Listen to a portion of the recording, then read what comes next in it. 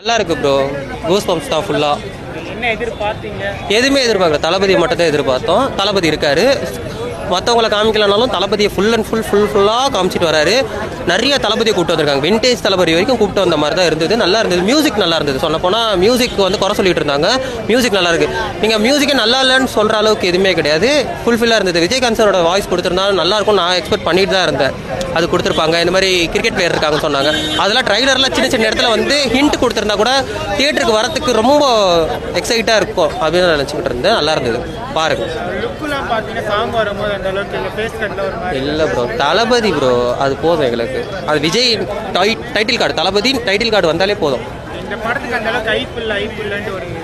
Trailer bro, இது ட்ரைலருக்கு ஹைப்பை பாருங்க.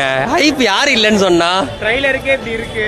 அதுதான் ப்ரோ, இது வந்து படத்துக்கு வர கூட்டம். இது ஒரு சும்மா அண்டர்ரேட் படத்துக்கு கூட இவ்வளோ கூட்டம் வரும், ட்ரைலருக்கு வந்த கூட்டத்தை பாருங்க. ஹைப்லாம் இல்லைன்னா யாரு